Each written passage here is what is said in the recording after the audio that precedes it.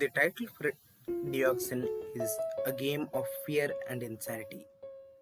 The way I see it, this works for both the pacifist route, the neutral routes, and the insanity route. The pacifist route involves you overcoming these factors.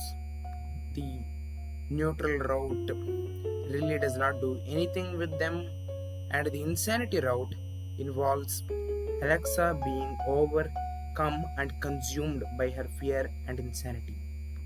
So, today let us get into the insanity route's story. The route officially begins once you are in the forest, and initiating it is as simple as you would expect. All you have to do is not use the breathe action so that Alexa's limit fills up all the way to 100, and then just wait as the beast's health starts going down. Once in a while, you also get these double damage. This is basically dependent on RNG from what I can infer, so there is that. Killing enemies also increases the insanity stat in the stat menu for Alexa. This serves kind of like the kill counter from Undertale, and it reaches a very large number by the time this route is done with. All is almost the same until you get to Owlin's battle. His dialogue really does not change between the insanity route and the other routes. After his battle, though, if he is killed, Alexa tells Stacy that it was not her mistake and it happened so quickly and all of that. This cutscene where Alexa learns the first aid skill also changes a little bit, as Stacy now asks about Alexa's condition, and Alexa really does not want to talk about it, as she does in the normal routes as well. Make sure to kill all the beasts before heading to this save point and save your game. From here, upon crossing this line, a cutscene will trigger where Stacy asks Alexa whether killing the beasts is worth it, as she notices that Alexa has been doing it and seeking out beasts even when it is not necessary. We are then given two options, and it actually does not matter if we choose that if it really is worth it, or if Alexa replies that it wasn't her and it was instead her insane half. The route from this point onwards is officially began into the insanity route. After this point also, two new significant changes also take place. The original death message is replaced by Alexa saying that the plan did not work and that they need to get up so that she can kill things. And the save file for the Insanity Route game is no longer Alexa and is replaced by this entity, which you might recognize from the end of the other routes, as it talks to Alexa before the credits roll. I will note, however, that there is a strange inconsistency with Alexa telling Stacy that each kill makes her stronger. It really does not make sense, because unlike in Undertale and Deltarune, we really do not get any reward for killing the beasts of the forest. However, these lines will make sense in my theory and discussion later on in the video. From here, the theme of the forest also changes from trees and flowers to decaying wood, and the battle theme changes from beasts to beasts insignificant. The dialogue for the wave battle beasts also changes a little, and then also now comment on how they saw Owlin's fall on our hands. The point where the game really starts changing, though, is at the end of the forest area, where if you say that you are going, Stacy will say that she will not be coming with Alexa because she is scared and creeped out, and the following cutscene takes place.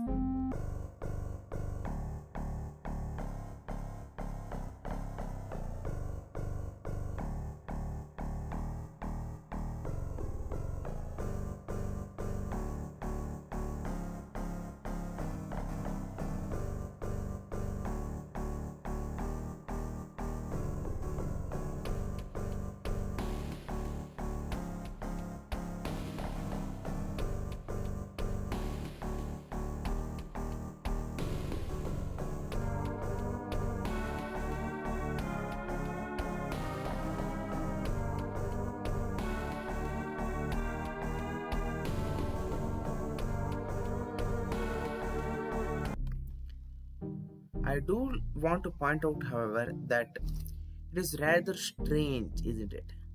That at one moment Alexa is horrified that she presumably killed Stacy, and at the very next moment, just sounding more calm, that she got a devil's bow item. There is obviously going to be a lot of lower significance that I'm going to pull from this, so stay tuned for that as well. From here, the usual situation takes place in which Alexa slides down and falls down into the cave entrance.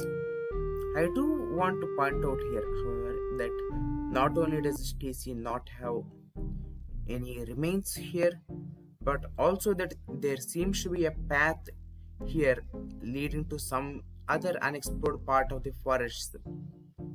So it is still possible, though very unlikely, that Stacy survived and was rescued by someone. From there we arrive at the caverns and can equip the devil's bow. Then we see that the effect of the devil's bow is basically to decrease our graze area, which is the exact opposite of the pink ribbon from Deltarune. And from there on, most of the things are as usual, other than a few conversations with Katie, such as the one here, where Alexa confesses to killing people, as in both beasts and humans. Charlotte's battle does not change that much either. She basically changes a few lines, such as the one after which she talks about the Spydrons wanting to survive. Instead of saying that that's where Alexa comes in, she now says that it seems that Alexa has some different plans for them, and instead of saying that humans and beasts hate each other, now she says that last she checked, beasts needed a savior. The real changes only start to happen after her battle. For example, this whole conversation with Katie. I don't remember what normally happens in this conversation, but right now what happens is that Katie unstoppingly tries to console Alexa, but to no avail. She reveals that Alexa is the only one she could consider her friend in a long time, and she is worried about Alexa. But despite all this, Alexa seems to be so traumatized by the fact that she cannot control herself that she really does not talk, to the point that Katie leaves Alexa's side. However, I do want to point out that not on bad terms. Katie just left because she wanted to give Alexa space, and she doesn't even look angry towards Alexa at any point during this entire conversation. From this point onwards, the entire setting of the caverns change. Now, from now onwards, all the puzzles have been pre-solved, presumably Katie for the sake of her own progression or just to lessen the load on Alexa. Then the wave battle does not have any significant change at all. Then we get to the deep forest part, and this is where things get interesting, to say the least, as upon defeating the waspawns that were bullying Caleb, he, instead of joining us or helping us, just threatens us with a knife and basically implies that he knows that what we have done and just tells us to go out of the forest and then proceeds to run off.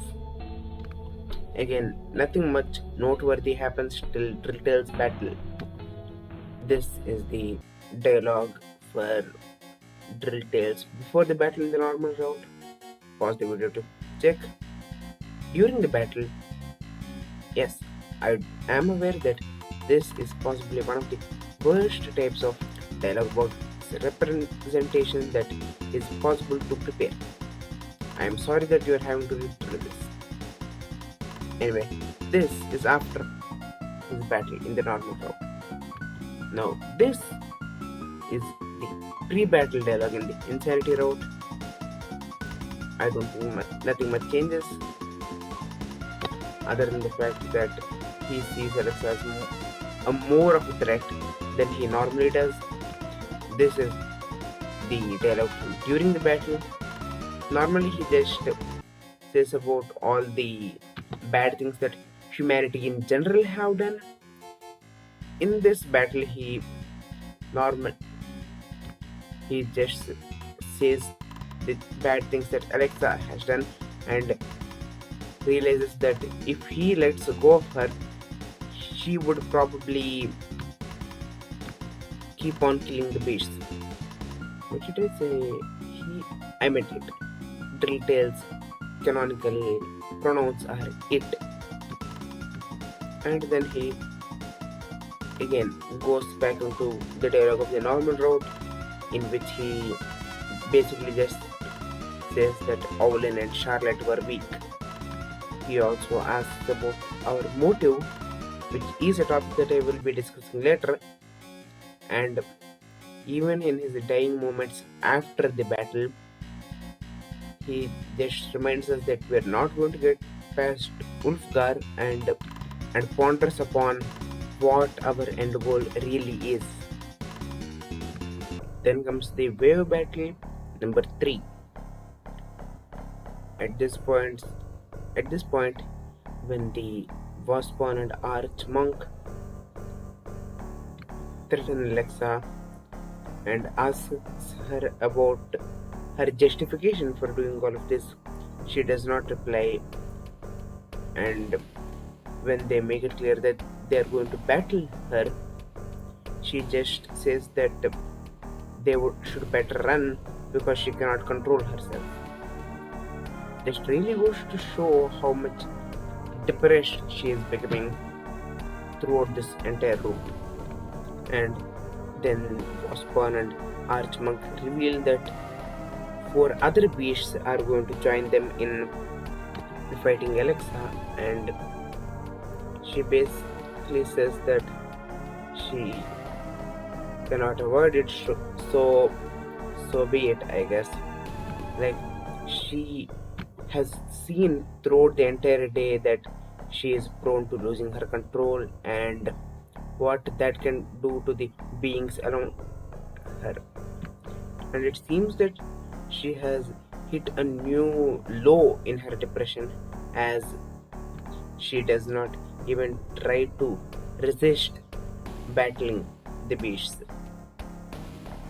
Her mindset has basically become that she cannot do anything to save them, and so be it. I will get back to this mindset later on, but just note that Alexa is likely very depressed at this moment. Anyway, after the battle, before Wolfgar, there is a surprise meeting from Caleb. Okay, so Caleb's battle is interesting to me for a particular reason. It's not about the battle itself, not about the difficulty of the battle. It's about the symbolism behind the battle actually. At this point in the game, Alexa is basically a force that is driving the beasts and humanity further and further by her actions of violence.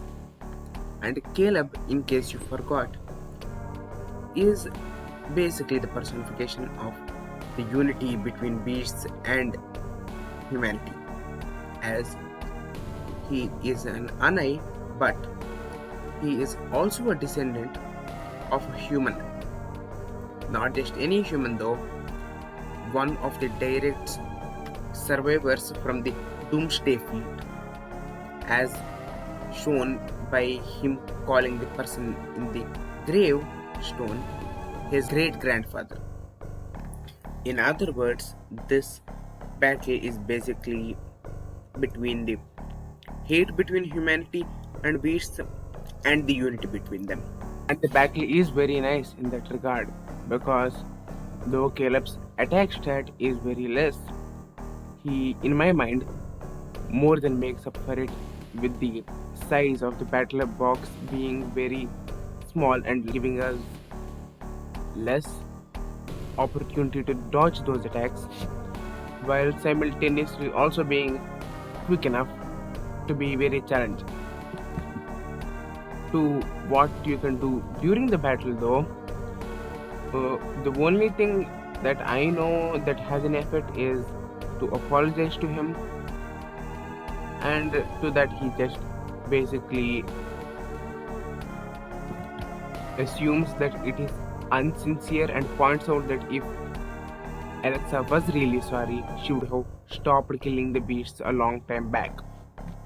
His dialogue during the battle only triggers once we are in the trap phase, and at first it is basically him just recalling that all the beasts fell by our hands, but then he explains that he knows that he cannot beat Alexa.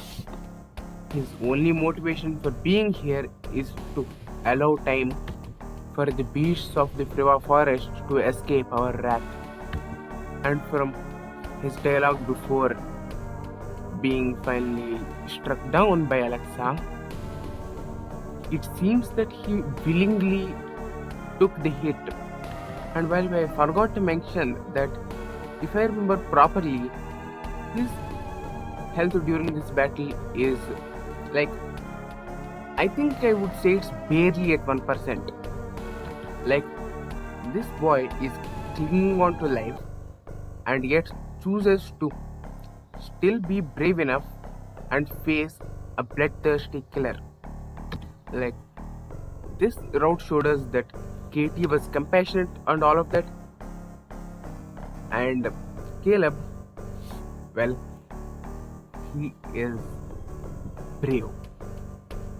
No, I cannot say anything other than that. He's just brave. Anyway, after his battle with Alexa, he once again, like Drilltail, asks Alexa what her motives are, and reminds Alexa that all that's going to be different now is that he and Stacy are no longer going to be in the town, because, well, they are out of this world. Anyway, then comes the final boss of the Insanity route. As with all routes, it's Wolfgar. This time, when he does his pre-battling tackle Alexa to the ground and ask for her motto and all of that, Alexa doesn't even defend herself with anything. She just stands there. Right before this battle, She said that she couldn't bear to kill any more beasts, and now, well, there's a beast right in front of her, so she knows how this is going to go down. Anyway, his battle dialogue is not something to be ignorant of.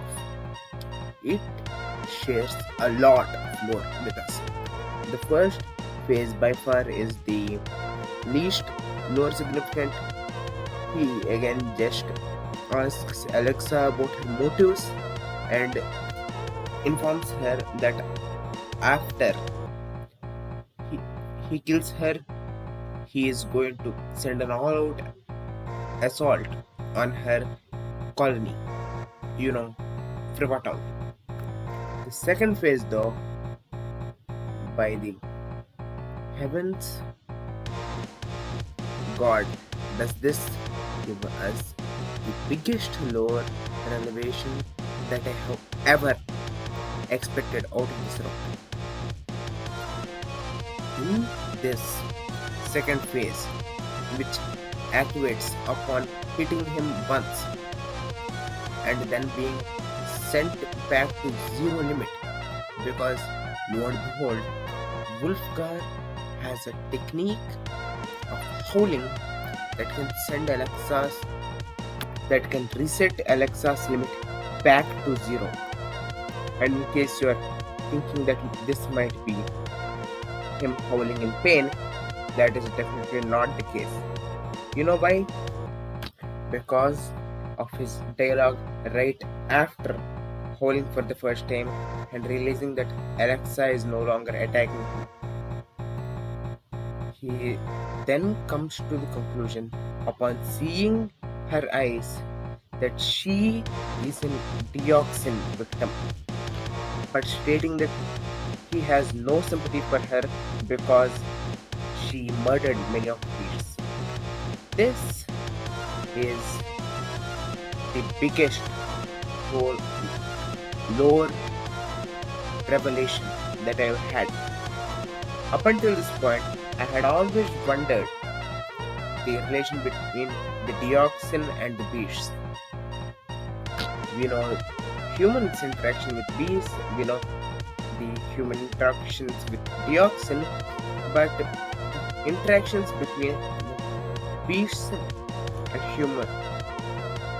humans is literally the core part of the game, and the one between humans and Deoxynn is the largest part by far in Alexa's story. But this third part, the one between beasts and Deoxynn, really never came up until this point. I will be discussing this very deeply in my analysis part right after the story explanation. So again, stay tuned for that. Then this is followed up by his third phase, in which he basically mourns all of his fallen subjects, Paulin, Charlotte, and Drilltail. Wait, is he using he pronouns for Drilltail? That's weird. Acoustic Jam told me that Drilltail's pronouns are it. Wait, Caleb uses he pronouns for Drilltail too. Acoustic Jam said he was sorry if any he pronouns regarding Drilltail were left in the game, and I guess now I know where those pronouns came from. They came from here. Well, if you are watching this Acoustic Jam, you know what to do. You literally coded the game. Anyway, in the final phase, Wolfgar proceeds to realize that he is getting old. Says that the reason he is doing this, even though all his subjects are dead, is to let them live on and to let the beasts outside Friva Forest live on. And he says that the things that Alexa has been doing has reached the rest of the areas, and hence all the beasts there are now on high alert, and hence Alexa's plan whatever it is, has failed. After his defeat, he re-emphasized this point before. Um, I'm not going to show footage of this or anything, but just to know that Alexa kind of how do I put this? Kind of tears his claw apart from his still living body. I luckily there's no blood involved, but anyway, moving on. This is then followed by Kai showing up as usual and he takes Alexa out of the forest. One other thing that happens is that Alexa's limit actually goes down instead of up in this route, as she did not become mentally strong but became more mentally weak in this route. So it makes sense that her capacity to go less insane and hit her limit decreases. Oh, by the way, in this route we actually don't see the conversation between Alexa and Kai, but I don't think there is that much of change. Anyway, after that though, there is a big change. So anyway, then there are three major changes that I want to discuss. Firstly, after interacting with the principal, if you choose certain options, this happens.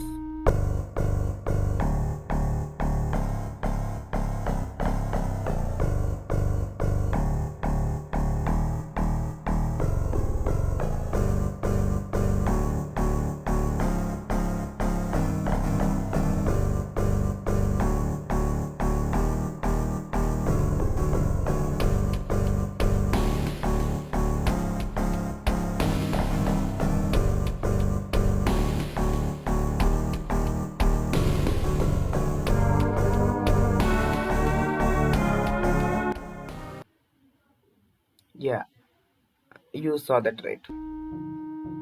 And then one that I find personally curious, the one, if you go to the police station after this, you can find, out of all people, Ben, the guy who initiates the battle cards quest line, and he seems to know what Alexa did in the forest.